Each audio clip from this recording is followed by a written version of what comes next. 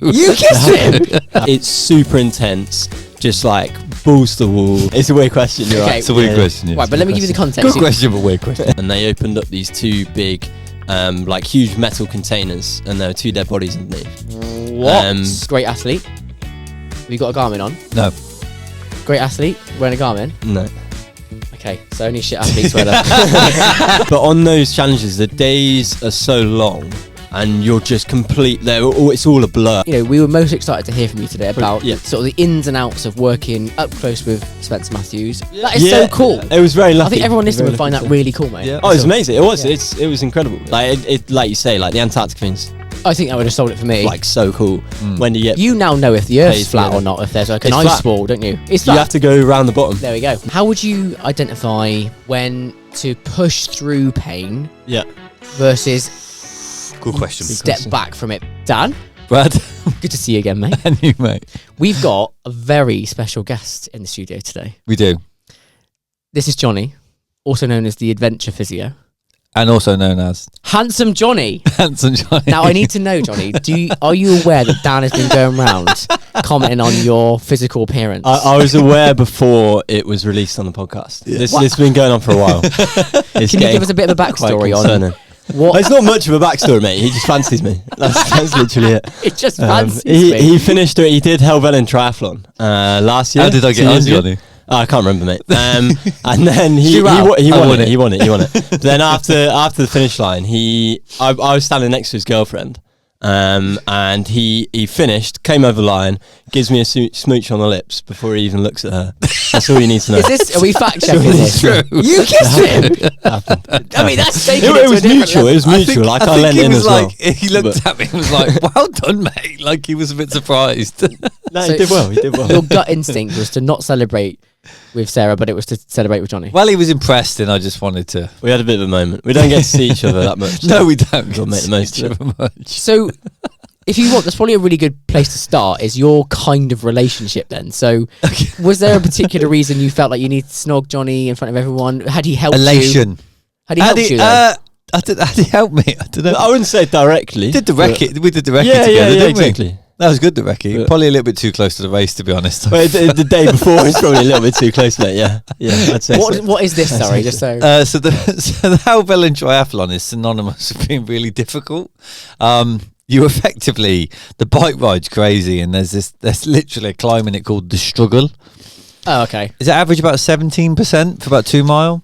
It could be. It's up Kirkston Pass. But like not the main road, like a side road, and it is steep. It's the last bit. The last bit is round some of them hairpins. It's got to be 25. Yeah, easy. Mega. Easy. It's tough. Yeah, it's really tough. But we did it the day before. Right, Yeah. before the race. Yeah, it was probably a little bit too soon. But it you- was definitely too soon. There's no like. But you went out the next day and won the race. Yeah, but I was like, It's I- beast. I knew what I was doing. This is How Dan old, Geiser. how old were you at this I think point? 2 years ago. Oh, really? Yeah, Oh, okay. That's really- Alistair Brown's won that race. And you've won it as well? Yeah. So you're basically the same. We are almost the same. Remove the Olympic stuff. You're the Yeah, same. the gold medals and things, and the Yeah. money and fame. Good luck. The Spencer Matthews podcast. Yeah. He So- was on that one. That's quite recently then. So how long have you guys known each other? See, we Not that long. not that long. Like, Oh, okay. 4 years. yeah, maybe 4 years. Yeah. Okay, so that makes the kiss even weirder. Okay, just want to put that out. I guess so. Yeah. Fast friends to snogging is wild to me. It was like You're deep it was in 2 this, years Brad. in. It wasn't was that 2 deep. years It in. wasn't that deep. I'm just looking for the viral clip, guys. I think we got it in the first 12 seconds. Okay, fine. Just to be clear. We can leave now. Yeah. But you're a physio that likes to adventure. Yeah, I- pretty much. I've just pretty basically much. just taken your Instagram handle and working that out. Yeah, but yeah. I'm really curious, kind of firstly, how you got into that. And then Yeah. also how it evolved into all of these world record attempts that you've been involved with. So if you can give me a little bit of I want to butt in on that. Do you know what I really like about Johnny is he's like true to himself. So, because when people get into, so he qualified as a physio, and he was like, Dan's just going to tell you my story instead. That's fine. But no, but I'm not going to say anything about it. Should But he we was let like, Johnny go? no. No. I wanna but hear he what was like, says. this is what I'm going to do. And I was a bit like, you know, normally you have to kind of like pay your dues or step back or kind of like make some money in a way because like, you go on your own. But since the start, he was just like bang. So what he says is like gospel. Like it's true. It's real. And it's, yeah, anyway, you can go now. It depends how far back you want me to go. So Whatever you think is relevant. Yeah, I initially studied sports science and then finished that in like the COVID year, and then sort of was like, right, what do I do now? Didn't really know. Started up a handyman business is what I actually did. Just in like I rode around on my bike around the local villages where I grew up, handing out flyers, and I used to like shovel gravel and stuff. And then I realised I probably can't do this forever, as much as I did enjoy it. So then I had already done some stuff in rehab before that, so I was like, I could just carry on and do this again because I really enjoyed it. And then the extension of that is doing physio. Like there's a ceiling you get to with that where you can't really progress further, and I've always been really interested in like the academic side and the sciencey side as well, so it's just like natural progression. I really enjoy studying it as well, so I studied that in Birmingham, which is how I know Dan through some of his mates who grew up around here, around Worcester, so through them met Dan, kissed him 2 years later. That's wild to me. We did. The thing is that we did a challenge together as well. So like, I supported it. I wasn't doing it. But was it a drinking challenge? What were you doing? No, it was not. We don't do a lot of drinking. we probably have very few beers together. Very few. We had one after that.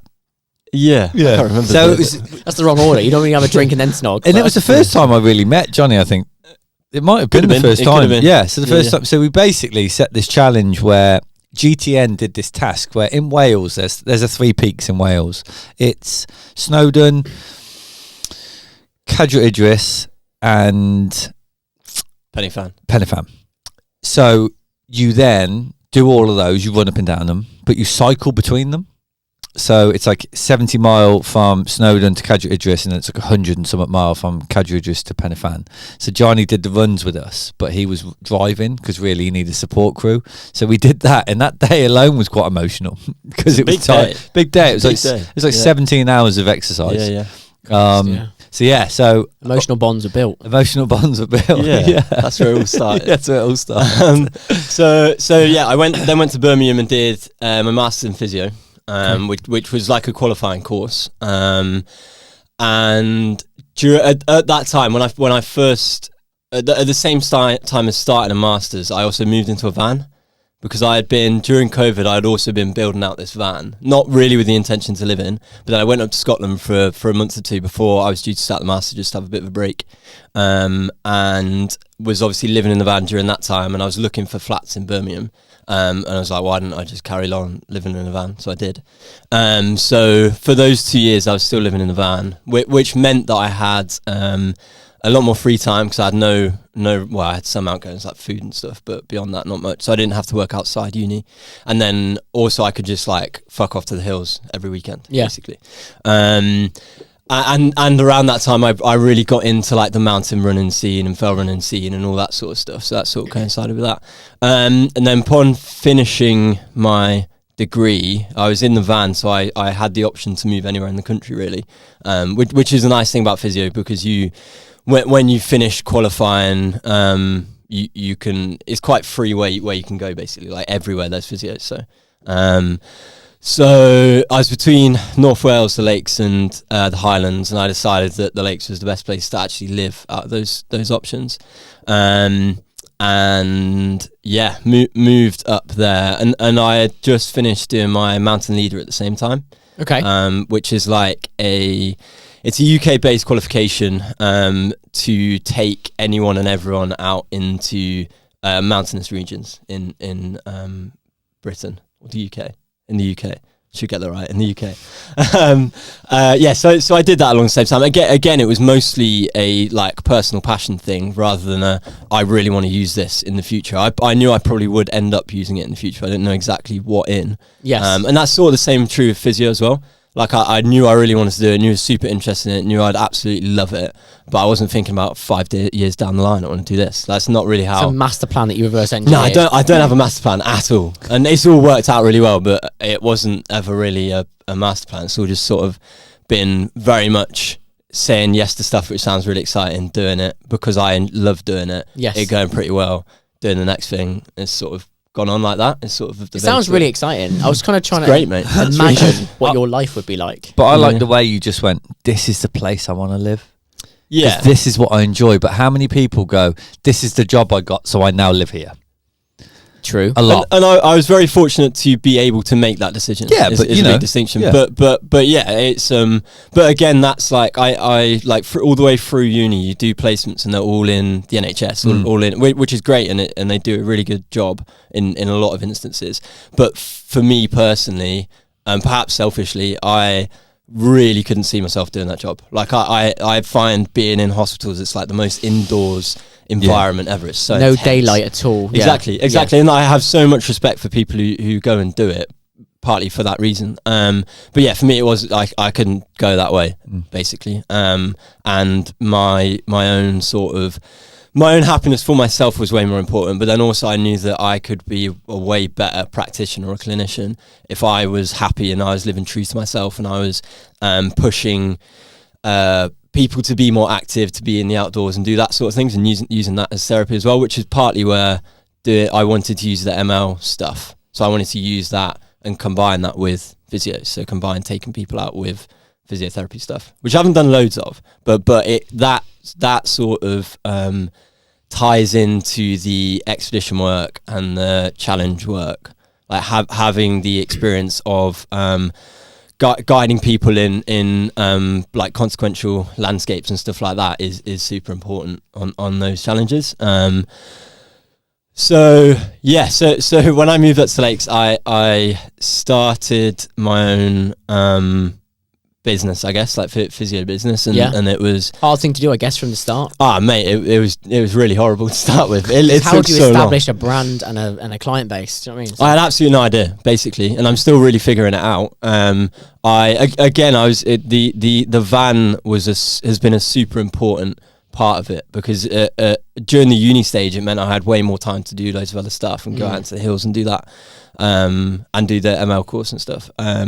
And then when I moved up to the Lakes, it was super important because it meant that I didn't need loads of money at the start. So I could start up a business. I didn't really need loads of clients. where would you perform the physio? Where would I perform? Because in the van it'd be a bit ropey. Yeah, that'd be weird. Hi Johnny, I'll see you at 2 o'clock. What, in the van? Just in this car park You know what I in mean? the corner. Yeah. So at first I did some home visit stuff, which is okay. It's not ideal. Clever. It's okay. I'll come to you. Don't worry. Yeah, I'll come to you. Yeah, exactly. And it's okay to do that stuff. It's not great. It's not the ideal. Like, it's a bit faffy and annoying. And you're really limiting on kit is the big distinction of that. Like my style of physio is very much down like the down the S&C route, really, which is sort of where I've moved more and more into over the past couple of years. But I found a room to rent in a gym near Ambleside, basically, if you know the Lakes. I don't know if you know the Lakes. Not that familiar. Beautiful place. Between Ambleside and Windermere, basically. Troutbeck Bridge, it's space. So I was renting a room in a little gym there. It was £75 a month, which is absolutely mental. So again, it was like, so good. it was so lucky. There's been so many occasions along my journey to what I'm doing now, where I've just been like insanely lucky, where if that hadn't happened, if I hadn't got that room for £75 a month, I probably wouldn't have been able to afford getting a treatment room, because they can be like insanely expensive. Hundreds of pounds a month. Yeah, exactly. If not, they can be that, and then added on to that, they might take 40% of like all of your appointment fees and stuff. Yeah, which is mental. Which it's I wouldn't have been able to afford it at that time. Yes, which is crucial. Sometimes you need good fortune like that, mate. Yeah, Make your own luck. Don't it's you? been great. It's it was very lucky, but like there is definitely a part of like taking those opportunities as well as the lucky bit. So I did that, and I was doing that and making and trying to do my best of it, but I really didn't have any idea what was going on. Where'd you poach your clients from at that point? Where did I get clients? So I tried lots of things. I tried doing loads of social media stuff really badly, and that didn't work that well. And then I put posters up round the local towns, so like Windermere, Coniston, Ambleside, like all the local towns, villages and stuff, which got a little bit, but not loads really. And what really started to make the difference was when I started to try and integrate myself into the community more and more. So I started running with Ambleside AC, which is like a local fell running club, And even just this was a commercial gym I was in at that point, so literally just training in that gym, starting to talk to people, and in the sauna, like ended up getting those clients. Quite weird, but there's a bit of a theme appearing here. Yeah. It just sits there all day. When you're with men with limited clothes on, a bit sweaty, things work out for you. Yeah, Handsome exactly. Johnny. That's where they look at. Wow, you've got to use what God gave you at that point. That's Exactly, exactly. But so that was that, and it was going all right. There was it wasn't amazing. What year are we at now in your timeline? This was 3 years ago. Yeah. Okay, so it's quite a quick, because if you think about where you not are, that long. Yeah. So I've been qualified exciting, as a physio for like 3.5 years, 3 years, something like that. Because when I Between did 3 and have 4 years. Ellen, you hadn't been in the lakes for very long. No, I don't think I'd even. I don't think I was in the lakes yet. Oh no, in Helvellyn. Sorry, I was thinking about the Welsh thing. Yeah. No, I hadn't been there long at that point. No, 6 months maybe or something. mate, I don't even. Yeah, it wasn't long. It was hadn't like been long. it might have been that summer you went. I am going to. It might have been. Like commit. Yeah, it might have been. So yeah, that was that time, and then I it was maybe only I qualified in the summer, and then later in that year I ended up going on an expedition to Morocco, working. I was sort of meant to be the team medic, but I'm obviously not a doctor. A medic is a stretch, isn't it? Yeah. Which is mad. Johnny's got his bag of plasters with him. Yeah. I did put a few plasters on. Was meant to be a joke. Actually, Fair play. Yeah. Walks around with a Serious stethoscope stuff, around his head. Seriously. Mate, you do. You need a stethoscope for physio training. It's mad. Yeah, Should we you get an AI image of Johnny? I still with got a it, I stethoscope? think. But yeah. So and that was another like incredibly lucky thing. Like it's a series of incredibly lucky things. But that was because I did D&V at school when I was young, and the person who's like the head of D&V things when I did it, he also has an expedition company. And my stepdad has done some work with them. Basically, he's done some D&V stuff. And he was in the room when this guy, my old teacher, was talking about that he had his medic drop out of this expedition. And then my stepdad was like, "Oh, Johnny's just qualified as a physio. He's done his ML. He'll do it." So I was like, "Yeah, let's do it." Brilliant. So did that. That was like the first time doing, I guess, ex-bed type physio, and really it's not like event physio is quite a big thing. Like it's quite established. Like you get Ultra X stuff, you get event physio, event therapists. Really, it's like on those events, there's a lot of like. It's really just a lot of massage and taping and stuff. Yeah, but it's But good. That's not putting it down. Like Yeah. a lot of the stuff I would do on an expert and on these challenges is that. But you see like whereas on these like full on expeditions or these like one-to-one challenges and stuff, like the stuff with Spencer and Elsie, which we'll come on to, I guess. But the medic side and the doctor side is super well established, and it's like very known that it's a good thing to have a doctor. Well, it is a good thing to have a doctor. But then you like the value that you can add as a physio on these experts and on these challenges is huge. And the difference is like if shit hits the fan, you really want a doctor because they can save your life. Of course. But every single day, you can make use of a physio. Yeah, whereas a doctor. Most of the time, and this isn't to put them down at all. Like No. I know what you mean. The doctors I've worked with will obviously muck in with other stuff. Yeah, of course. And you're very, very happy they're there. Yeah. But on a day-to-day basis, they're not doing much doctoring. No, really. not They really. might be like. Hopefully not. Anyway, that's a good sign. It's a good thing. Yeah, Yeah, it's a good thing. They're not. Yeah. It's a good thing they're not. Yeah. But and before I know I said like I don't have a master plan or anything, but like before I did my physio, if anyone would ask me, and it's probably to just like get them to shut up and try and give them an answer, I would say, the thing I want to do is expert physio. And that was sort of like the realization of that. So that was like a really, really cool thing to do. And I remember at the end of it, like getting like super emotional about it and being really, really excited. So that was sick. And then after that, the way I got so that was in like October, the year I qualified, and then the next January time or around then, a mate of mine sent me the Instagram of In My Body, who ended up doing this big challenge thing, and she was looking for a physio. So you're fresh qualified as well? I'd been qualified for like 5 months or something. Which is fresh. Very fresh, mate. Yeah, super fresh. Fairly inexperienced would be a fair assessment. Yeah. In the straight physio world, I had done, so I started working in rehab when I was like 18 or something. So I had already worked in rehab for a while, but straight physio and physio within that like niche world, like super inexperienced. Yeah, 100%.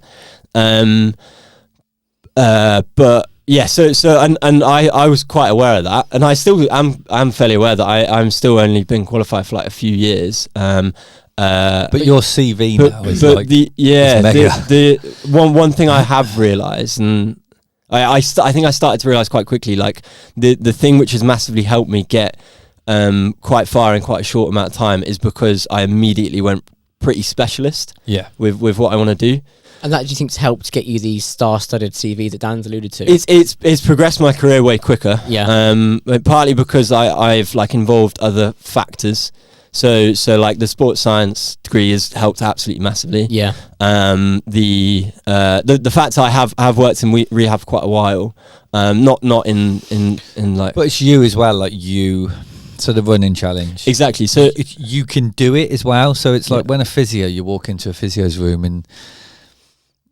Dan's going to say something. Dan's got his controversial face on. Everybody may understand what I'm trying to say, and sometimes they don't fill you with all the confidence. They could be the greatest physio in the world, but because you can, I don't know a lot about adventure running. You know, foul running is very different to marathon running.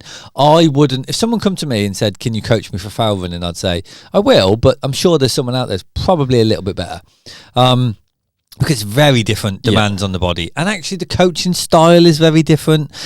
I've seen plans. It's like 3 hours, see you later. You know, like just enjoy it. You know, I'm like, money for that. I'd be like, but some data on some I'm like, how can I monitor this? Like 3 hours of doing what? What happens if you run up a hill? That's like a mountain. You know, how do I but that's just the way it is. But because you know that world, 100%, you can apply it because you know the demands. So in January you helped to him. Was that Lands and Johnny? Was that? Well, so I think she ended up doing it in like March or something. But what happened in January is, and you are right. Like that's the other factor, the other big factor, like personal experience and also like to some extent personal ability, because all of these challenges.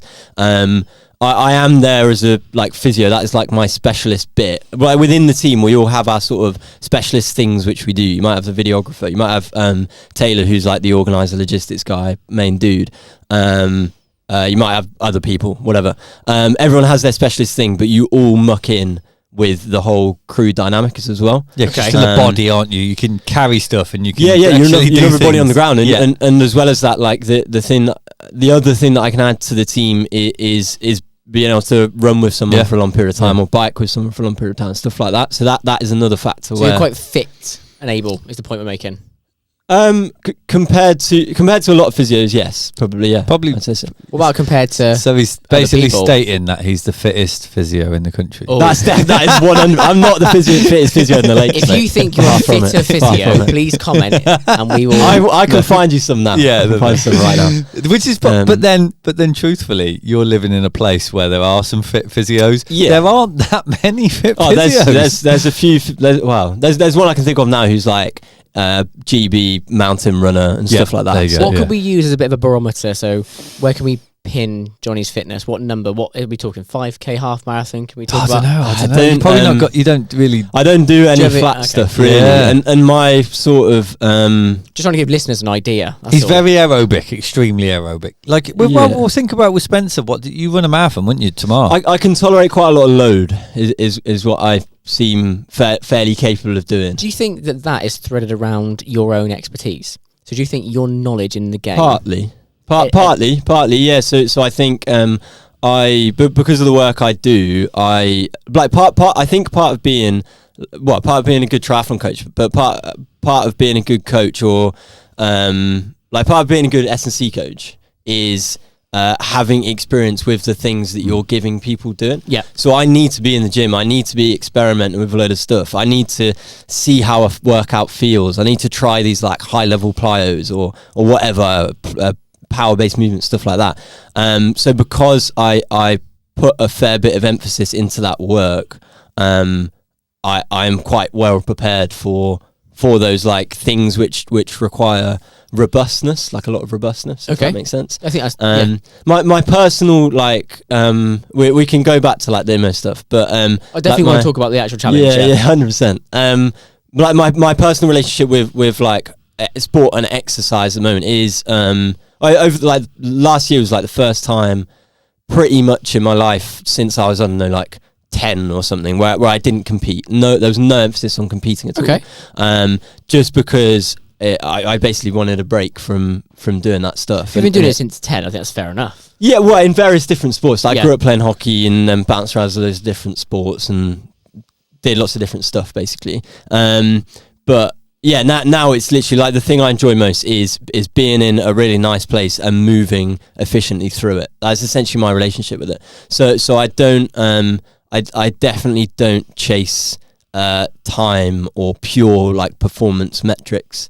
I do like yesterday I did a hill sprint session and stuff like that. So I do train, and you could argue I do train for performance to some extent. Yes. But it's not I think that's why like a big difference between like the fell running community and say triathlon community, especially like standard triathlons, flat triathlons, is the big metrics are what's your watt per kilo, what's your or the speed, what you what's average your on the threshold run, speed, or, exactly. Whereas you guys are just don't. Where just it's a huge part of it, even for like the top level guys and girls, it's about just having a like ace day in the fells, in the hills. That's a huge component of the sport. Which I fits me a lot better. Yeah, I like the idea of that. I mean, if you can move away from the figures. I mean, but that's not. Yeah, I'm just obsessed about numbers all the time. yeah. But I got a lot of admiration for people who do that. It's a great way to live. It's a calm life. But like I think it's I don't think I would never say that people should do it that way, and also it's like a very fluid thing even for myself. Like this year I do want to do some competition. I do want to do like get more involved in like what would one look like for you? What are you thinking? This year I want to do more like short fell races. So they're they tend to be like the shortest ones are probably only like 4 miles or something like that. Oh wow, okay. But you're straight up.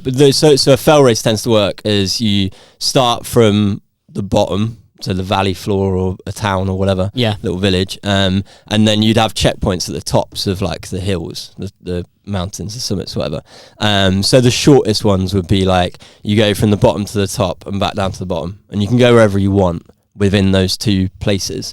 You got to hit those two checkpoints. Got it. So just like it's super intense, just like balls to the wall. It's like flat out to the top, and then you're just sprinting down like a 40% gradient. It's amazing. Knees absolutely hating you at that point. Yeah. This podcast is brought to you by A1 Physique. Now, all throughout these episodes, you'll hear Coach Dan and myself talk about the importance of recovery for your training. Nothing better than collagen for instant recovery from really intense workouts. Ligaments, tendons need repair, and by encompassing this in a morning daily coffee, it becomes the easiest supplement to add into your daily routine. Available from our website, free shipping, and each cup is giving you 21 grams of that nourishing collagen protein coffee, perfect for athlete recovery, and endorsed by Coach Dan himself. I actually had a question that when I learned that you were going to come on the show, Johnny, it crossed my mind immediately. It is going to sound a bit random. Okay, so I do apologise. Out of 10, how handsome do you think you are? Well, Dan said 10, so 11. Yeah. It's getting a bit weird in here now. Do you want to leave? Yeah. So you mentioned earlier that a large proportion of when you're on these challenges of your work is hands-on, like literally hands-on, massage, etc. How do you cope with having your hands on people all the time? Just because I'll give you the context of the question. Right, so it's a weird question. You're right. It's a weird question. Yes. Right, but let me give you the context. Good question, but weird question. Okay, so my barber, Crew Barber in Worcester. Crew Barbers, good barbers. Good, yeah. I need a haircut soon. I had one today. What do you Crew, think? mate. Yeah, it's looking fresh, mate. Yeah, fresh to I was death. thinking. Yeah. Remember Crew Barber in Worcester? Okay. Crew Barbers. So Nicky's a good one. He might touch you. Nicky, the main barber. There we go. Nicky is doing it's an ultra. It's got Race to Stones. Oh, okay. Oh, cool. Yeah. So he's a serious athlete. Yeah. But I was talking to the barber that cuts my hair, and he was saying that when he first started the job, it did weird him out a little bit, and he's had to really not think about how often he's touching people's heads all day. Right. Bit weird. I've never thought about that. Right, so neither have I. It's never been a thing for me, I don't think. You managed to just block that out. Well, I just don't think it's. I don't think I really care about it. It's not. I don't feel like it's something I need to block out. Okay, Yeah. good. Okay. Personally, It's like quite I've essential. never been that. Oh yeah, you if you're doing hands-on treatment, you can struggle to not touch someone. kind of like- and also like in some people would do a lot of hands-on treatment where they might put gloves on and stuff like that, which potentially you might want to do. But like if you're out in the desert, like it's just. You're just not going to do it. You obviously sterilise your hands, and I'm a good physio. Absolutely, I'm not in any way questioning you at all. No, but it's never been a thing. I've never been very like I don't know if squeamish is the right word in that context, but I've never been very like that or very like. It's how sanitary you are, I guess, and how Sure. much it bothers you. I had a good example. I did during my undergrad. I did a year out in the States where I was studying. I was doing sports science out there for a bit. And during that year, the first day on the anatomy course out there, I walked into the lab and they opened up these two big, like huge metal containers, and there were two dead bodies underneath. What? Because there was Where is this going? There were two cadavers. So they had two cadavers where they were teaching anatomy off. Right. So which it's a little bit weird to start with. Where was but- this? Where was This is in Oregon. I was in No Oregon way. for a year. Rogue. It's cool, And isn't it? it was awesome. It's Yeah. an amazing way to learn. But doing stuff like that, I've never been that squeamish about it. I've never been. So I took the course the first time I was there, and the second time I taught it. I did like the lab section of it, and part of that teaching was you'd have to dissect a bit of the body. Display it essentially, and then you put flags into the structures that you want the students to name essentially. Okay. So just doing stuff like that, like once you've sawn open someone's rib cage, you're not going to be that Mate, I mean, squeamish about giving someone a bit. I of feel like massage. a little bit Do of you know hand what I mean? sanitizer is the last thing on your mind when you. I I do wear gloves. I did Yeah, wear no, gloves no, at that no, point. yeah. I did wear gloves. didn't at that point. imagine this is where that question was going to lead Yeah, us. well, No, it's good I then, mean, yeah. it's a good example of Yeah. I appreciate it a lot. that. Yeah. Yeah. So your thoughts of just putting it. It's It's sort of been- nothing. It's gone way beyond. It's gone way that, yeah. beyond. Yeah, if you start there, I can see rubbing somebody's car. Yeah, that was ain't a before I problem was a anymore. physio. Yeah. I did that stuff. So Okay. Well, that's quite a nice segue for us to move into, because obviously the hands-on treatment would have supported, as I say, those expeditions, world Yeah. record attempts, all the things that you've been involved with, which I think our listeners would love to hear about. You mentioned Immobody was the first one that was the takeoff point. that for was you. the takeoff point. Yeah. So a mate of mine sent an Instagram post that she put out looking for a physio, and this was like we said, this was like. You send the hands up 5. emoji back like that. Yeah, I didn't actually. I'm not that good at social media. Maybe I Okay. should have. But Or just replying. or just reply. I'm actually not that great at replying. To some people. Oh, is Depends that how it? important. No, It's a little I dig just in know. there. He's good without. He doesn't love technology. I'm and not a stuff, massive yeah. fan of it. Really? It's a good thing. Purist. I'm purist, yeah. Yeah. Face to face. Just go on feel. Yeah. Everything's Yeah, on well, feel. literally on feel. Yeah, fair. Yeah. But yeah, so this was like 5-6 months after I qualified. So I was like, there's absolutely no chance she'll let me do this. But I messaged her anyway, and we jumped on a call and had a really good chat. I think partly because I was like personally very invested in this world with like my own passions and stuff like that, so I could have a proper chat about it. And I guess I was like clearly very excited about it. And then we met up for a run. So it's me, Imo, and this guy Chris Taylor, who is a running coach, but then also organises pretty much all of these like Things either you do. influencer or celebrity big scale challenges. And he was there as well. And we went for a really nice run in the peaks and all got on super well. And thankfully she said, yeah, let's do it. And I was like insanely excited about it, so I quoted like the most ridiculously low sum of money because I knew. wanted I'll tell you what, I'll experience. pay you if you let me come. Mate, Yeah. almost. Well, initially when I was like thinking about doing it, I was like, For free. obviously I'll do this for free. Yeah. Then she was like, so what's your day rate? I was like, what? So I just quoted like, What's your day rate? I pretty much quoted like my whatever would cover my fees essentially in terms of like missing a bit of work. Although at that point, like my business was barely off the ground, so I wasn't. She really didn't need to know missing that. much work. That's So- fine. But yeah. it's like £0. yeah, so that's covering 0 clients. So that ended up with being fortunate enough to get on that challenge, which was the first of these like record record challenges. So hers was Land's End to John O'Groats. No. So she had done that before, actually. Okay. So she was the youngest girl to ever do that. Okay. But she did that 22 years old. pretty young. Yeah, I don't know exactly. I but did it's something a like that. well-researched crazy. podcast. There you go. Guys. I'm No impressed, way. mate. That I'm is. impressed. I got the challenge wrong. What right, else do you but- know? Yeah. Got the route completely wrong. How long did it take her? I don't know. Do you know? No, not in terms of time. Oh, in terms of time. So I have a look. Did I research that? Yeah, you have a look. I'll carry on talking.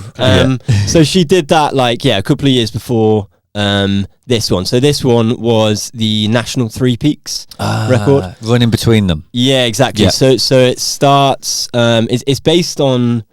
There's multiple different ones. So Yeah. so like the one version of them, perhaps like the most popular one historically in terms of more people have had attempts at this one, is you go from the sea to the top of Ben Nevis, to the top of Scafell Pike, to the top of Snowdon, and back to the sea. So you go Fort William, Yeah. the sea in Fort William, to the top of Ben Nevis, down to Carnarvon. This is just running, obviously. Yeah, all running. So running. So how many between. miles would that be? A lot. I think it was like 630, but I that might be wrong. Yeah, That's ballpark, going just off. to give like people a It's context, a long isn't it? way. It's a long Yeah. way. So yeah, it took again. I probably should have looked back at these numbers before I came on. But like, I know. I got the time. It took her. oh, go. Yeah, I was about Well, to this say is what confused me. So she was 22 years old, but it took 22 days. Oh, so Oh, this okay. is Land this in is John joggle. Jones.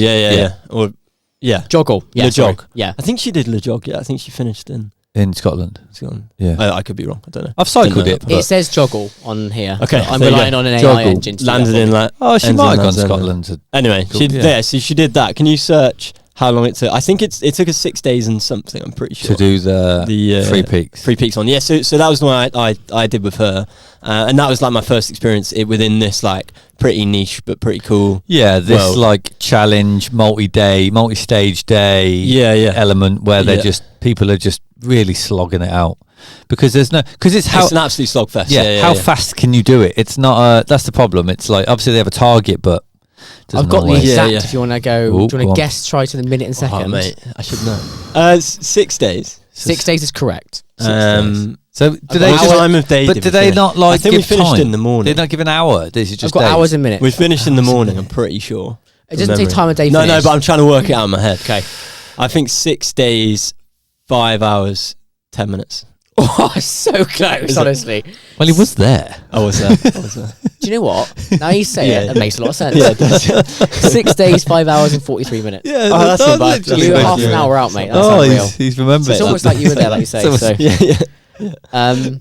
okay, so in terms of your input on that challenge, that's what Yeah. I want to get a kind of better understanding of. So, Yeah.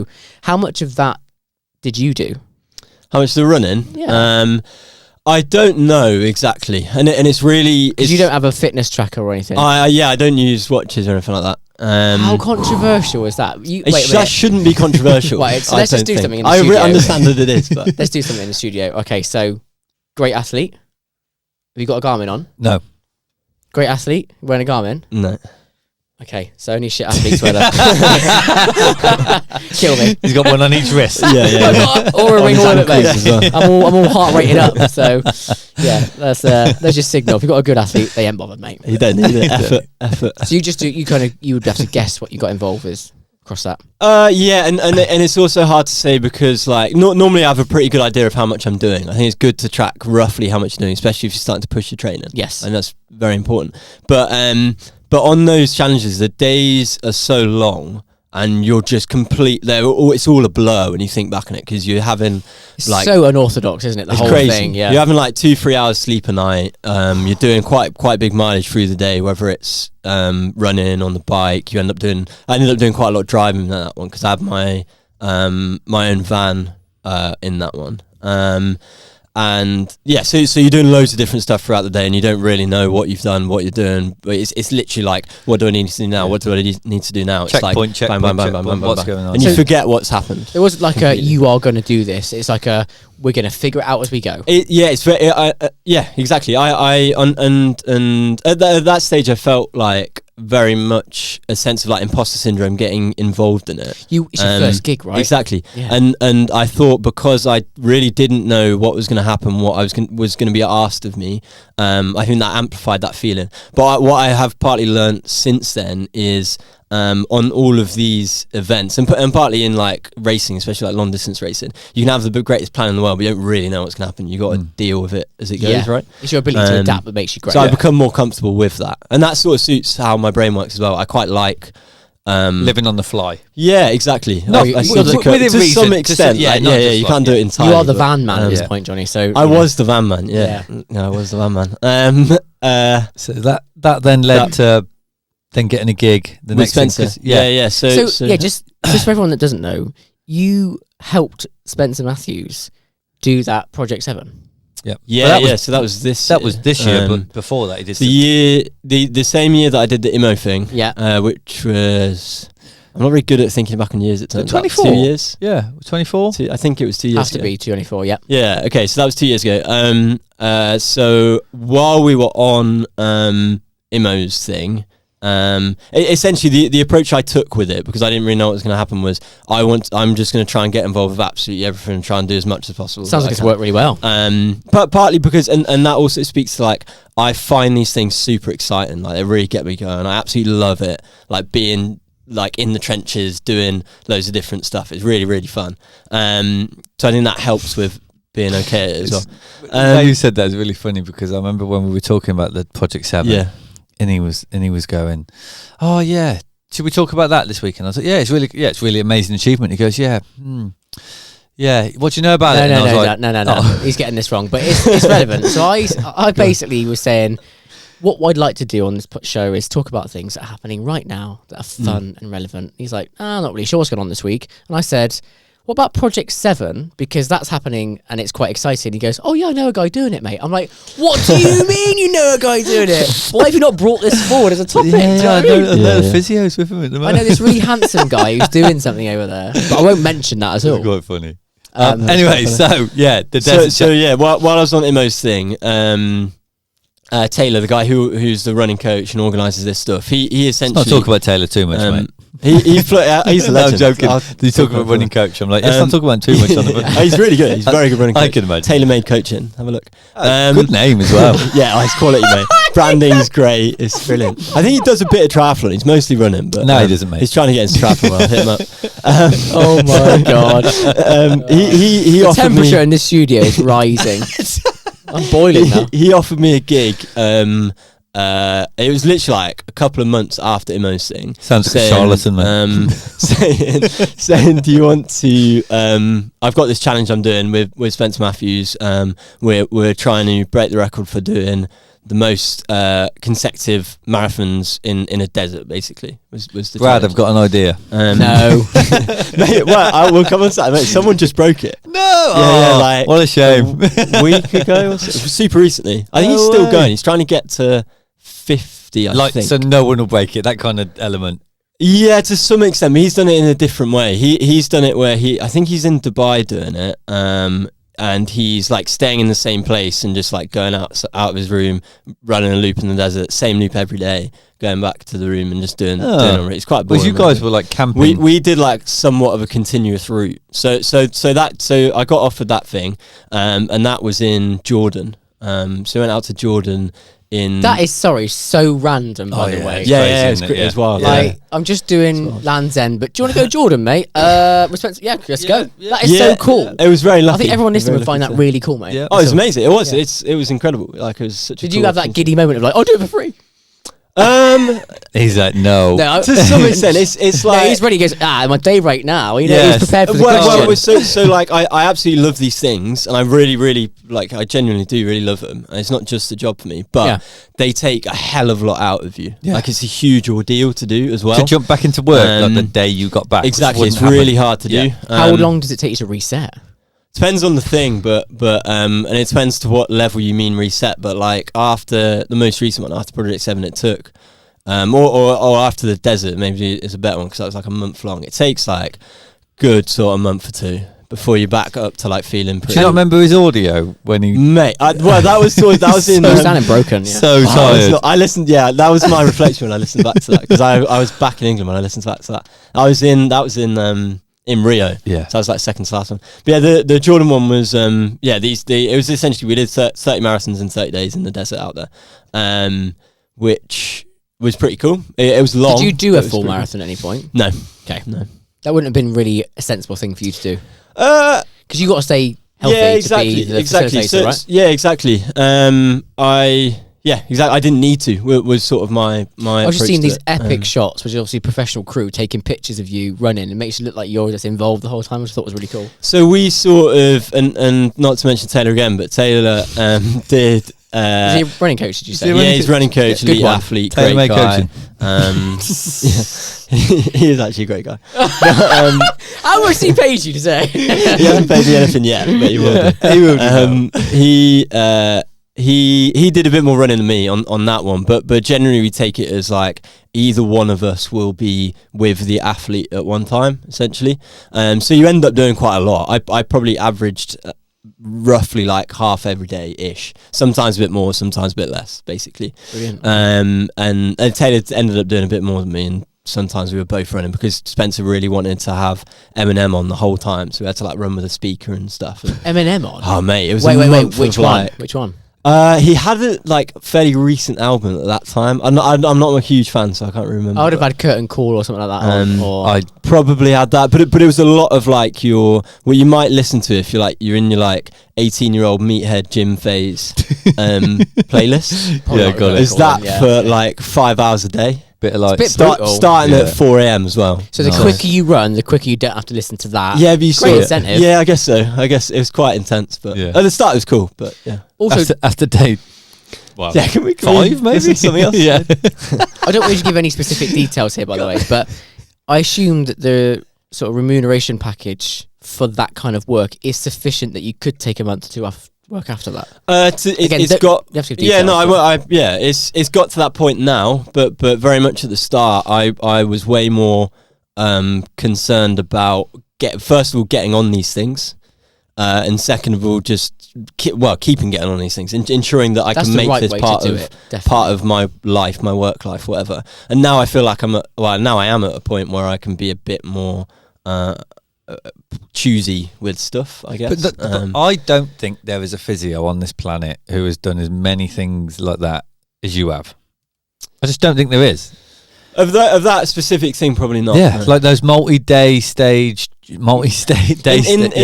that specific way, like the specific role that I've done on those things. It's not. There's quite a few people who've done who've supported people on these like long multi-day events and stuff. Yeah. But the specific role on those things is like we spoke about. Like I mentioned the sports science and the ML and loads of different stuff and like personal stuff. Yeah. It's like that role is a combination of all of those things together, and it's also a combination of like the fact that I lived in the van for 4 years and I lived in a caravan in the woods for a year. It's stuff like that. Like, I'm very happy, just crack on. Like, but there aren't many physios who are like living without much stuff, amenities and stuff. But there aren't many physios who'd want to do that. No, and that's exactly. That's the thing as well. Like it's it's quite niche. It's insanely niche. It's niche. It's very, very niche. It's not like you pop out your clinic table in the middle of the desert. Well, you sort of do, but I've literally seen a picture of you doing that. The topless one. Always, mate. You had no hair, actually, I think. Yeah, we shaved the heads. I was actually really excited for that to happen. You've grown it back, so you weren't. It was like 2 years ago, but okay. I assume. Yeah, I didn't keep it shaved. The buzz. You just thought, I'll go back. It's too. I think you have to have a haircut too frequently. For me, true. I don't want to go to the hairdresser more than like once every couple of months, few months. Jesus, don't you dare. How often do you go? Once a week. Brad used to go every week. Every week. And now he's been banned by his wife. Crazy. She said every other week now. But I go to the best barber in Worcester. Okay, maybe once I experience that haircut, I'll be. You might just go back to Crewe. I'll drive down from the lakes every week. Imagine how handsome you'd be, Johnny, with a fade like this. It'd be too much for Dan. He wouldn't be able to handle it. He did beg me to see if he could sit on this side of the table today. I'm glad I you said for your no. protection, absolutely not. I'm glad you said no. Anyway, so Project 7. yeah. I think, from we were most excited to hear from you today about sort of the ins and outs of working up close with Spencer Matthews, only because people know who he is, but also just, the length and breadth of that challenge in the water, in Antarctica, all sorts. So, it's kind of, from a physio point of view, what were you doing? What was the most challenging thing? And, does Spencer Matthews' breath smell? I don't know. Anything that we could... you wouldn't know unless you met him, I'd say he probably has pretty nice smelling breath. I would assume. He looks like a Mentos takes man. care of himself. Yeah. Like he's quite preened. Good. I'm pretty sure he shaves his chest and stuff like that. So he's like pretty preen. Okay. If you're interested, I don't know. There you go. Now you know. I bet Brad shaves his chest. Yeah, he looks like Got to grow hair first, mate. So the Project 7 was we finished in December last year. When they first said, something like that. this I is think it on was December last year. This is our It was next end of last year, I challenge. think. Like, this is our next challenge. Yeah, Project 7. This is it. What did you were you actually a bit like, I'm not sure of, or was it just like, no, I'm there? Once I heard like the breadth of it and the sort of places they were going, then I was like, I want to do that. Antarctica's like a once in a exactly lifetime. that was the big selling point for me, and it was super cool. But it was I knew about it before I got offered to be on it. I didn't know if I was going to end up being on it. But when I got the call from a certain someone about being from Taylor about being on it. I was like, I was pretty stoked. I was very excited. That's cool. Like you say, like the Antarctic thing's I think that would have sold it for me. like so cool. When you get you now know if the Earth's Phased flat with or it. not. If there's like an It's ice flat. wall, don't you? It's you flat. have to go around the bottom. There we go. Yeah, Have you it's crazy. have I told you about that? What's that? The ice wall. No, I just know what YouTube is. I've seen the conspiracy videos. Yeah, I love that. I'm all over that. That doesn't surprise me, mate. That doesn't surprise me. Dan is sat at home with his tin hat going, no, the Earth is definitely He's flat. sat on his watt bike with his Honestly, tin hat on. I'm like watching these ice wall things and they get better and better, and I'm like, God, that'd be so cool if it was true. I mean, this is definitely a movie that needs to happen. What, the ice wall? Yeah. Yeah. Because they're like, band flying over and all that. And It I'm could like, be next to Dumb and Dumber in the movie Spencer theatre. Matthews definitely just did a triathlon in Antarctica. It isn't that bad. Did he though? Did he? Ooh. Did he? No, he did. It was cold. It was definitely Antarctica. Yeah. Yeah. When I got off of that, it was amazing. Like super exciting. It's another like longer one. Like Jordan was.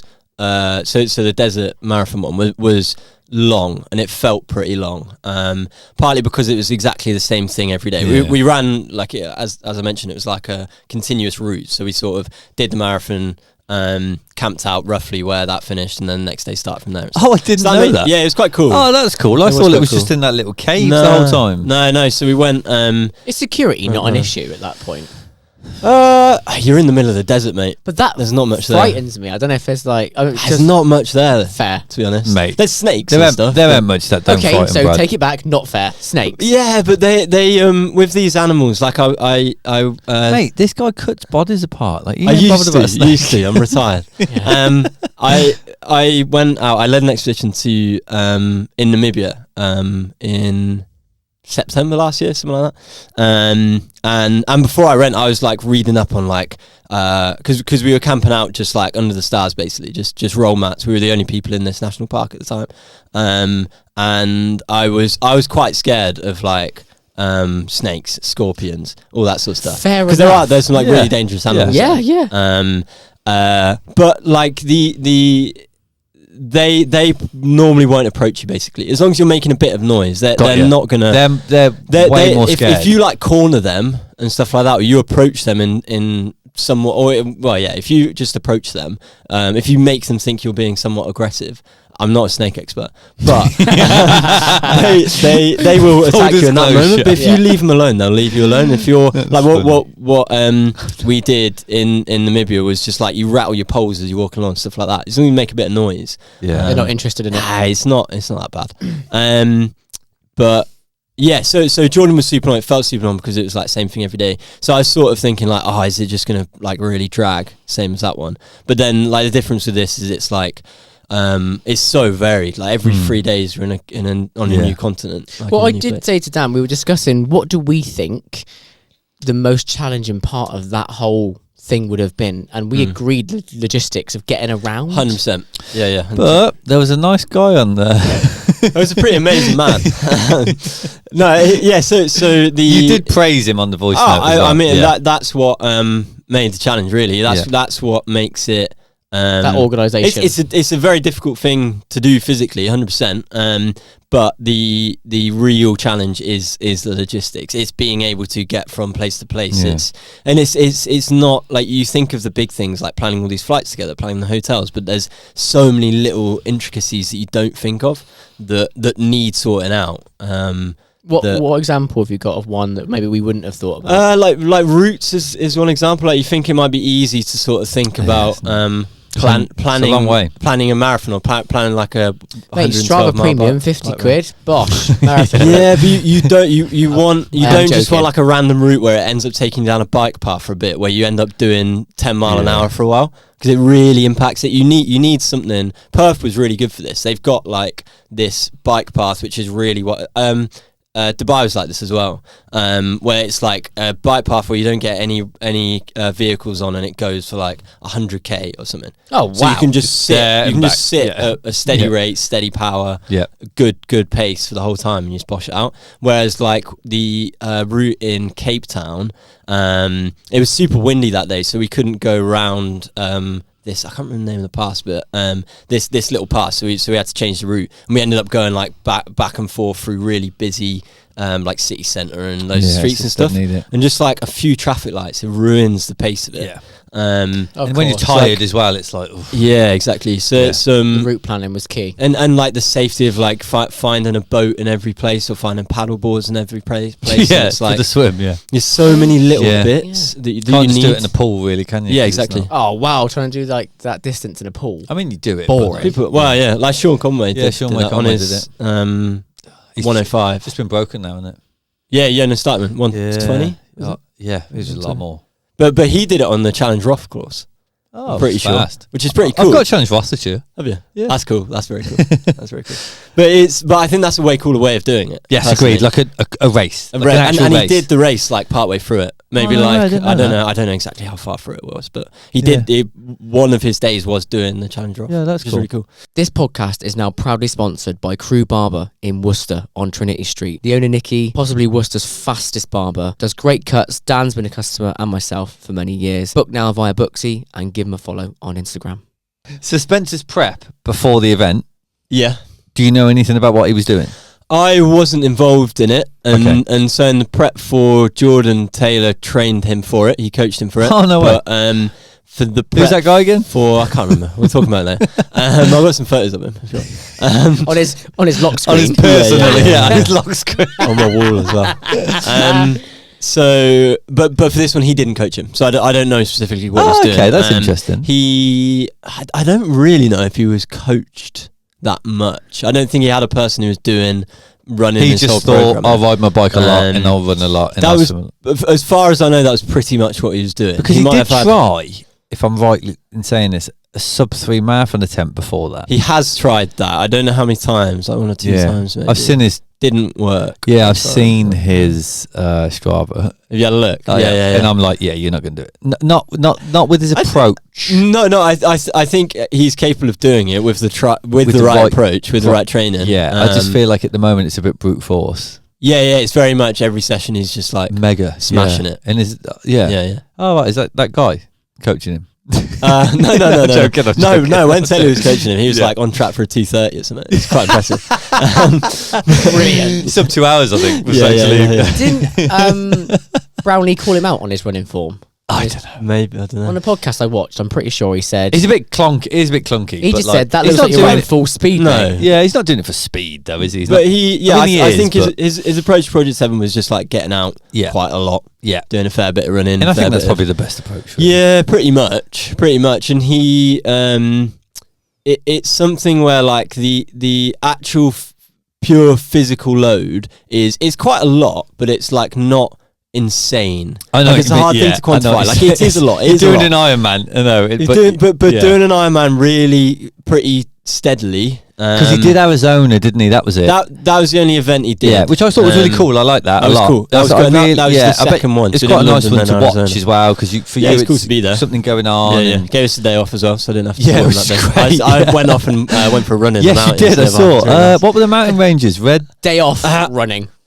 mountains. Well, mate, because all of the running on Jordan was a bit different, but a lot of the running on these things, you're just running on Road really paths. boring bits of road. So what I tend to crave when you do have a bit of time off, I just want to be out in the hills. So like I got out in Rio. Yeah, your Got picture into in the Arizona was like middle of nowhere. It was middle of nowhere. Yeah. I was like, whoa. Okay. Yeah, it was cool. It was really cool. Yeah, so it is a high load, but essentially he got to the point where he could tolerate that amount of load for that period, essentially. So it wasn't the case where he wasn't chasing a pace, he wasn't chasing a time, so he didn't need to be doing these like There was a crazy. cut off though, wasn't there? Yeah, but it's pretty 17 long. hours. Yeah, it was 17 Which or 18 is like a hours. standard Ironman cut off. Yeah. So I think that was the deal, wasn't it? Yeah, I guess so. Yeah. But yeah, so he was comfortably going to be inside that cutoff, basically. Yeah. He didn't do. He could have done more training, is what I'd say. Like he I think he turned up to the first one and found it pretty tough. Yeah, like way harder than he thought it was going to be. Yeah, exactly. Especially on the swimming side, he could have He done more did it swimming. in Canary. He He did it in the docks. Like, is that Docks. Canary Dock? I'm not London. sure. It's the same place London that did the T100, I think. Okay, yeah. I think. Don't know. Yeah. I think that might be Canary Wharf, yeah. I don't know, mate. Yeah. No, not me. Anyway. So Anyway. We're a well-informed podcast, aren't we? I was there, mate. I don't know where it was. Yeah, well, you were there. Yeah, I don't know London. Lots I of don't know buildings around you, like. Yeah, come to think of it, there were a few Yeah, I buildings, think that is. I think Bit it of was water Canary as Wharf. well. Yeah, I it's think cool. it is Canary Wharf. Yeah, so he was completely. He could have done a bit more training, especially like on the swimming side. He it sort of ended up being with. He just got a bit better at swimming As it went throughout on. the thing. Like his times went down Mm. for especially the swimming leg, like throughout the whole thing. And I think he got a bit better at cycling throughout the thing as well. Just like technique wise and being a bit more comfortable on the bike and bike handling stuff and bits like that. Because at the start he did look like a bit like his swimming didn't look amazing at the start, and the same on the bike. Like he was super rigid, like straight arm, everything, stuff like that.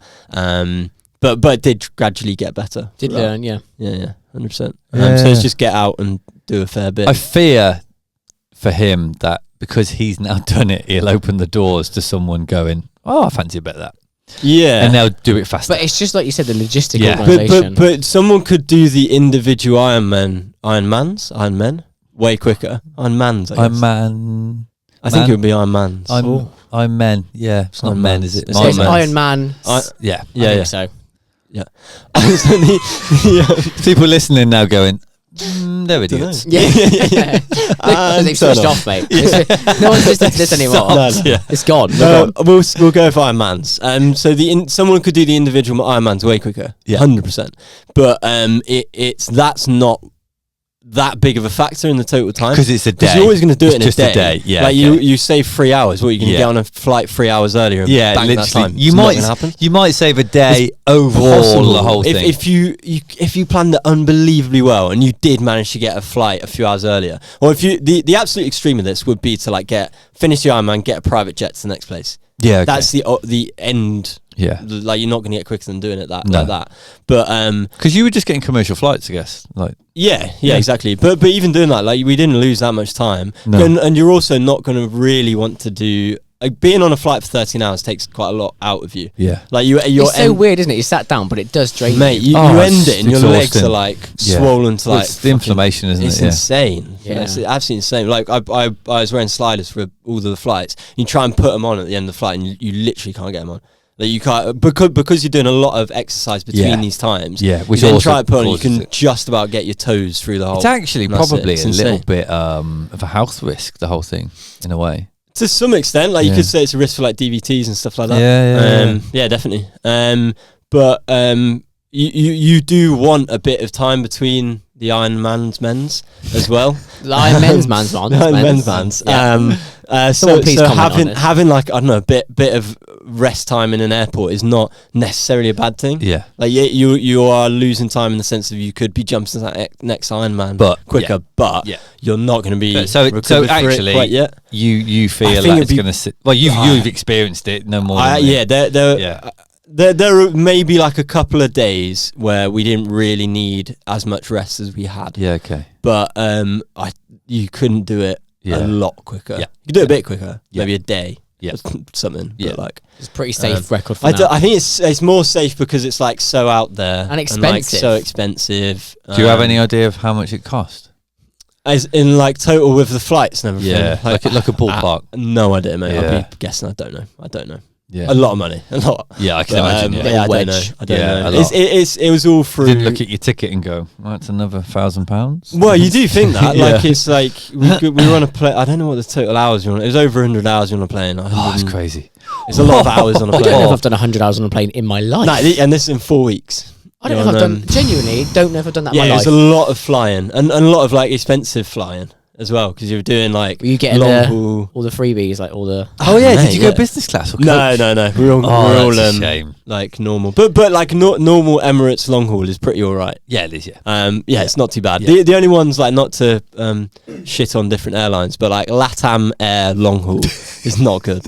Well, you've just been banned anyway, so that's fine. Okay. LATAM, Latin American Airways. It's like Latin South American. Oh, okay. Yeah. No way. Short haul, fine. Long haul, not great. Not great. Yeah. What do you think the next adventure is likely to be for you then? For me, so I've got a couple already booked in this year. Is this an exclusive, or does everyone know about this already? Should I know about this? I haven't told you about it. I haven't told Dan about it. Exclusive! I doubt I've told any of your listeners about it, unless I know some of them. Okay. It's possible, I guess. Yeah. So I'm going out supporting someone doing... I don't know how much I can say about this, because I don't know if Don't get yourself in trouble. Yeah. I'm doing... There's this thing called the Speed Project, which is a route from Los Angeles to Las Vegas. Running. So I'm supporting someone doing that. It's quite often done as a relay, but in this instance, they're doing it solo. Wow. How many miles? Don't know. It's like I think it's like 380k or something. 370k. I've actually drove that. I've driven it as well. Yeah. Really? The other way around, but it's a I've gone straight desert. Oh no, I've done both ways. Have you? Yeah. I thought actually from Denver. It's completely different. No, but like you have to go. We went Vegas on the way and then to LA. Yeah. Fair play. Yeah. I've done Vegas to LA. Yeah. Cool. Well, I haven't, so I feel like I'm missing out, guys. It's cool. Sorry, mate. It's cool. Stop off at Joshua Tree in the middle. We won't do that this time, but no, it's a cool place. Keep running. Yeah. Keep running. That's the next thing. That's end of March. Is this person well known? Yes, somewhat. In this world, yeah. Yeah, I feel like I think I know who it is. Fair. Don't spoil it, because we're not allowed to say. Tall person. No. Don't spoil it, Daniel. Female or male? I'm not going to reveal any more. I probably could, but I don't know how. Let's not get in trouble. Yeah. Well, the other thing is I'm working on, which is known about, is this girl Esme Gummer is doing a thing called the Nations 5K, which is where she's doing a 5K in every city in Britain. How many is that? 70. Remember Josh Patterson did something? Yes, he did. It's same. Well, obviously he did all the cities as well. He did the same things. No, he did a marathon in every city, but he didn't run between. So this girl is running between the cities as well. So she's doing a 5K in every city, but running between each city. Surely that would be 5K. You mean as in? It's way more than 5K, but she's doing a like run club. So the whole idea is to like get the country running. Oh my days! So it's an awful lot of mileage, isn't it? That is going to take a long way. Yeah. Mate, so you're involved in the whole thing. Yeah. So that one. I'll see you in 2030. It'll take like between 90 and 100 days. So like 97 days or 90. Still pretty fast, isn't it?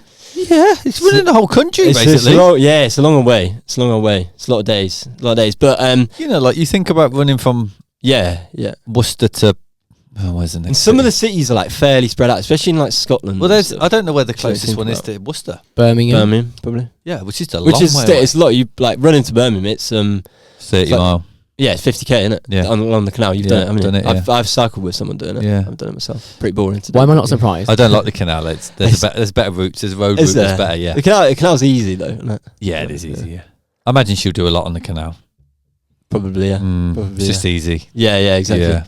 Especially if you've got support as well. Yeah, exactly. Yeah. Exactly. But yeah, that'll be the way. Cool. So that'll be. I'll be involved across all of it, but I'll be working it in a slightly different way. So I'll sort of be doing Taylor's role for. So he doesn't want to do 3 months like solid. So you're just going to step in. So I'll do like a couple of weeks. He'll do a couple of weeks. I'll do a couple of weeks. So I'll be less so on straight physio side. I'll do a bit, obviously. Like if I'm there and she gets injured to something, so I'm not going to say, "Oh, you're not paying me to be a physio." Like sort out yourself, obviously. Tip jar, rattle your tip jar. But so that'd be cool. Like doing a different aspects, like being in charge of the logistics on the ground. Yeah. That's cool. Well, I'll put all the links to where people can find you at the bottom of this podcast because I definitely want people to follow this. But when are we likely to see these things come out, do you reckon? The speed project thing is happening end of March. So on the 25th of March. Yeah, very soon. That's very soon.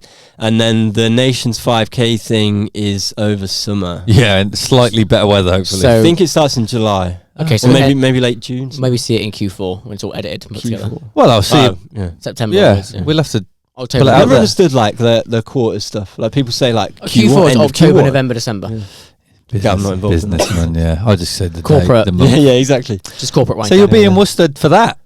You might not be. Yeah, it you depends might not which be. legs I'm doing. But she will be.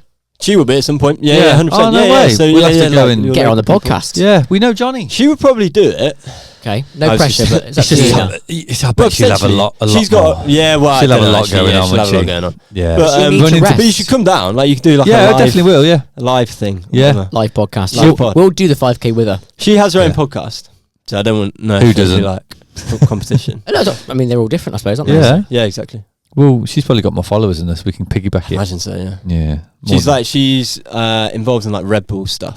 Oh, here we go. Yeah. Real sponsors. Yeah, exactly. Sorry, crew. And A1. Well, while I've got you in the studio, I put together a couple of questions that I thought I have to ask a physio when they're with us. Okay. So if that's okay, I'm going to run through those. You got any you want to ask?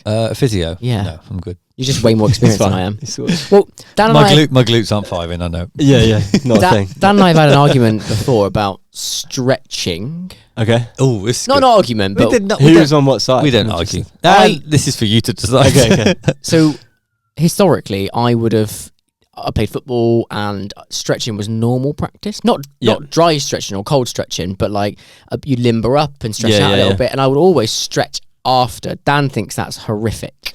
Just curious what you think scientifically. I think there's little indication for it having much benefit. Okay. That's the first thing I'd say. And there it feels delicious though, that's all. It just feels fantastic. There is an argument to say that if you were like after a super hard session to then stretch really deeply or really push it, there is an argument to say that it's not the best thing or it's not a good thing to do. You could damage stuff potentially doing that. I like to stretch my calves out before a run, but just a tiny bit, like a limber, not a full stretch. I would say so. Like a good warm up, a good like motto to follow would be ramp. I don't know if you've heard of it. So ramp would be raise. So you want to raise your heart rate and like temperature and stuff like that. A would be activate. So you want to activate muscles. M would be mobilize, but mobilize doesn't really mean stretch. It means like work through range and sort of like work through range basically. So I wouldn't advise going really deep into stretches, but I might advise doing I might advise doing like a like gate open, like the do a gate open. Love that one. Stuff like that. I sometimes so working through raise, but pretty gently. Okay. And then the last one is potentiate. So potentiate is where you might do like for running, you might do pogos or hops or bits like that. So you work, a bit of plyo. So you're putting a bit more load through the muscles, and then they're sort of a bit more happy to do the work. Essentially, I agree. That's how that works. My classic go-to, right, is to put my toes on the curb and just gently nudge. Yeah, I don't think you gain much from it. It just feels good. There are times, like very specific occasions, where I might advise someone to stretch. But that would only be if they have a certain condition, injury or something, which would indicate that. Got it. Like for your average person, you won't really benefit much from it. If you want to do some like recovery, the best recovery activity you can do is finish your training, rest, and get a shitload of food in and have good sleep. Like if you don't have that sorted, Is there an echo in here? It's what Dan says. well, it's true. It's true. Yeah. It's true. But like, if you don't have that sorted, and you're asking me about stretching, Cool. then it's like, what are you doing? Cool. I've got more dumb questions for you, so stay tuned. I'm not saying you're not doing that. I'm just stuff, but joking, by the go way. for it. This one's a little bit more pertinent to this week. So one of my friends had an injury this week, and I wanted to just ask about whether you think there's an element of it's random and you can experience these things, or there's a preventative measure you can take to try and avoid this type of injury. Okay. But ruptured Achilles. So it's quite an intense injury. Big injury. It's got a big injury. Big injury. He doesn't Not just know a little what injury. fucking That's going to take a long time to heal. Well, you know, you're the big guns, Johnny. So my question was basically, He's right on that. But carry on. you might not have an answer, which is fine, but the injury timeline on that is 3 to 12 months out potentially. Yeah. Is there any way that you can try to avoid that kind of injury? Try to avoid it happening. So it's very case dependent. Okay. But things you would look out for, and this applies to loads and loads of injuries, would be the first thing I might look at is what does your load look like? How, like both absolute load, how much you are doing at the moment, or in the lead up to you getting injured, and how much have you been doing before that, like how much have you been ramping it up, stuff like that. That'd be the first thing to look at, and not just volume but intensity, both in terms of like how much speed work are you doing. For Achilles, you would look at how much work on the hills you're doing. So like running up a hill, you put way more load on your Achilles than just running on the flat. Of course you do. Yeah. So you'd look at how much load you're putting in. You might look at nutrition as well. So are you fueling the sessions? It's quite common in poorly. Like Exactly, especially in these sports, especially like triathlon, especially running, cycling as well, and anything where weight is a huge factor. There's a huge fit, like reds and all that sort of stuff. But so that's a factor. I would also argue you should look at how much stress have you got elsewhere. So have you literally just moved house? Have you literally just got a new job? Have you just been got a new child? Yeah, exactly. Have you just got a new child or whatever? Yeah. That is going to add more stress to your life. You're then going to be less able to tolerate the same amount of load or the same amount of intensity, stuff like that. So those would be some ways that you could you could then apply that in the future as like a preventative approach. How am I going to ramp up my volume to achieve this level of training that I think I need to get to in order to achieve this goal? How am I going to support that with nutrition and recovery? It's always quite holistic, isn't it? All of this, basically. It's not yeah, just a lot one goes thing. into it, and then the other side to that is a huge element is have I prepared? Have I got the strength to tolerate what I'm trying to do? Plan. Exactly. It's like it's you need to earn the right to do that level of training. Basically, that's a very important thing. That's the speed at which I'd like say that's you common. or I, yeah, 100%. Like you or I couldn't go out and do Alistair Brownlee's like peak weeks. You couldn't. No, like his no, peak weeks, yeah. I thought you said No. Yeah, you're right. Like 'Cause his they- Olympic build-up. Like the 30 hours and the intensity in them. tolerate that. But then truthfully, you could go out and try it on a week, but neither could he.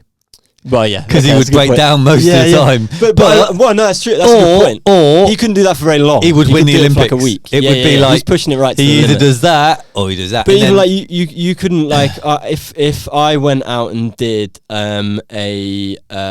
something that if I went out and did a sprint session on a track, I would beat me up so much because I don't really do that calves style would of be training. ruined. Exactly, Yeah. I don't do that style of training that much, so I'd have to work up to doing that.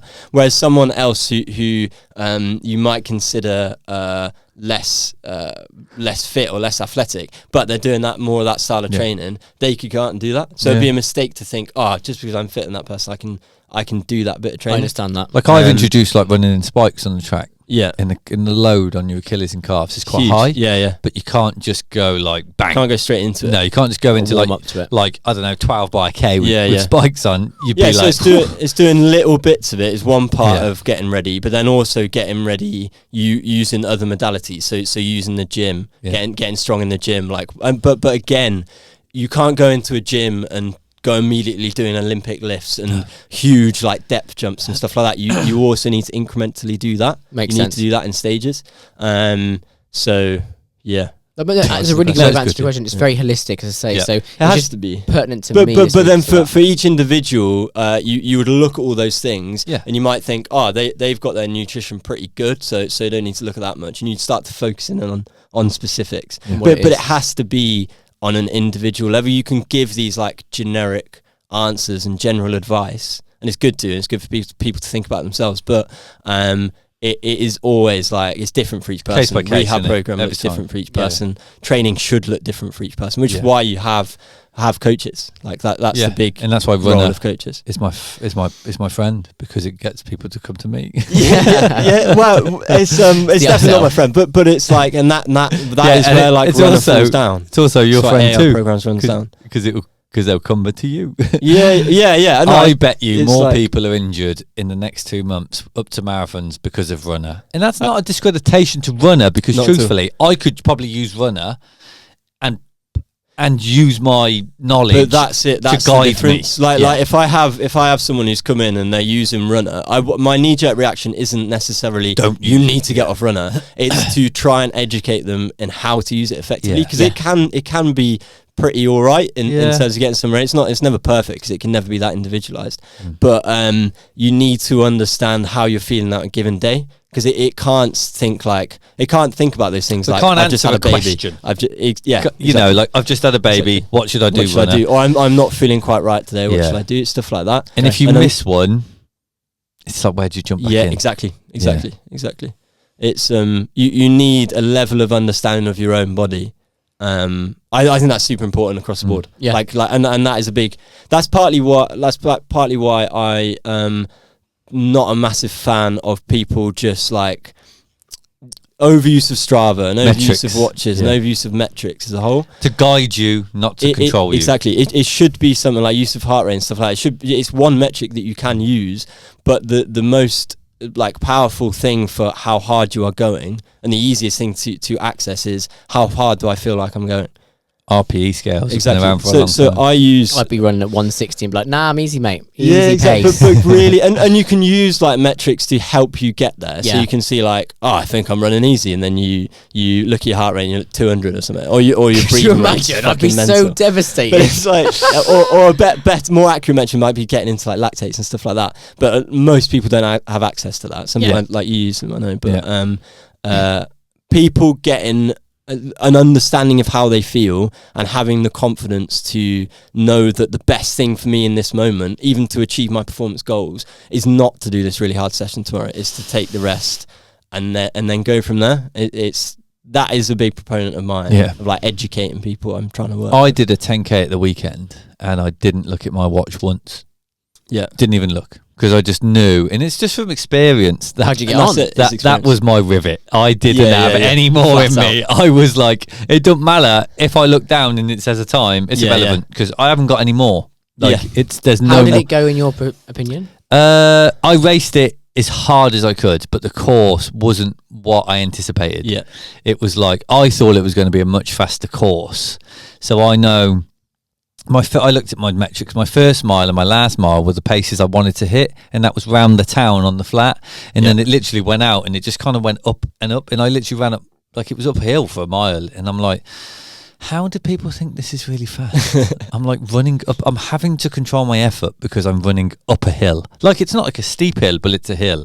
So you're not going to optimize your speed. Like that's why track racing, 10k and track is always faster because it's flat. But like you look at like fell running and stuff like that, you can't really look at a pace. Because you're on really technical ground at times. But then also half of the, if you're looking at really short ones, half the race you're up a super, super steep gradient where the steepest bits you can't run anyway. But foul running would teach you straight down like some amazing skills but that you'll you can never apply. You'll never learn those skills unless you sort of actively try and do it. If you're always looking at your watch and always looking at, right, what does runner tell me what to do today? You'll probably never learn those skills. So you do need to sort of actively try and do it, I think.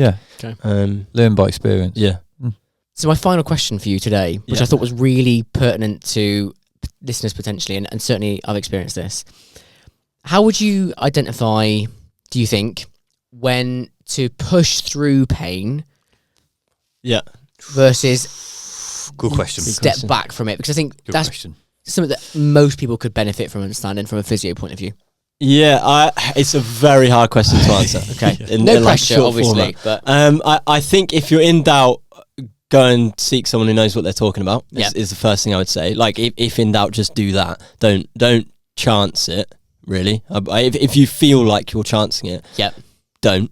Yeah, I think that's smart, though, isn't it? If you feel because you often do that. Like, I've done that. Literally. So I had a guy in my S&C class last night.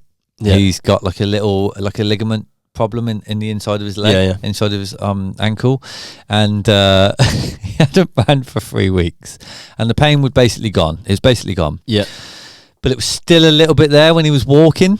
Yeah, and I always say if it bleeds into every day, you're in a bit of trouble, really. But anyway, so then he decided that a good test would be going for the Sunday long run with the group. Okay, so 12 miles. Not great there. Funnily enough, it hurt. Yeah. So he was in a bit of trouble, and he was like, "Oh, it really hurts." Anyway, the story continues.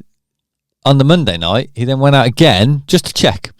Right. So, but there's like there is a good point in it. That's obviously like not the best thing to do. But the way you might do it, like yourself at home, is sort of test it out. So if you're running and you're walking around in the day and it's niggling from that, it's aggravating. It's getting aggravated, or it's not getting better. Then running will aggravate it more. Yeah, almost 100% definitely. of the time. Yeah. But if walking starts to get okay, and maybe like you can walk for longer periods, and like 45 minutes, something like that, or an hour maybe. You could then look at starting to run again, but you wouldn't go out and do 12-mile long run. But you wouldn't go out and do. It was a good story, and he knew. Like, I'm sure he wouldn't mind us saying, because he told us in the class, and he was like, "Yeah, no, I know, but I just wanted it to be okay." Yeah. You know, and you can you run yourself better? Is what you're trying to find. Yeah, a little bit. Yeah, but something you can to some extent. Yeah. Like in this is a massive tangent, but in Jordan, I went out there and I had a bit of an ankle niggle, but I knew, and perhaps because I know I have a bit more experience with it, I knew running on it wasn't going to make it worse, and if I ran on it and kept it below the level that I knew it wouldn't keep aggravating it got better over the time, and I was doing quite a lot. So it is possible to run with a bit of discomfort, but at that point you need to know where the discomfort is originating from. So you need some expertise in what you're talking about. So that is the point where I would go and see someone and get them to look at it and be like, "Oh, is it okay to push for a bit of pain?" If that makes sense. Like, very sensible answer. But you can start to test it basically. So walking might be a good first test, and then you might before you go out for a run, you might do a few hops or something, or I was going to say, could you do a hop? Is a good hop test. That's a good test. So you can try that, and then the first run you do might be a run walk, maybe. Exactly. So a run walk program. You might do like 2 minutes of running or something like that. If that's okay, you might then try a little bit more and a little bit more, and then you incrementally go up. You don't want to make these like huge jumps basically if you're doing that, like easing in, and I would also build back a good bit of volume before doing intensity. So get the volume in, get the frequency in. So you might get a decent bit of volume across me, but you also want to get a good level of frequency, and then put back in. People intensity. rush. They're desperate rush back to get hard back in. I get the psychology of it all. Like, desperate. When you're injured, you just want to get back to it. Yeah. You're better off running for a month with no intensity and then getting back into it. But if you can go and support all these marathons with a niggle and survive, I think I'm likely to take your advice, Johnny. So yeah, I maybe shouldn't have said that. And there are there are occasions when like even in a rehab process, like especially with like tendon pathologies and stuff like that, and other ones as well, where you do want to work into some discomfort.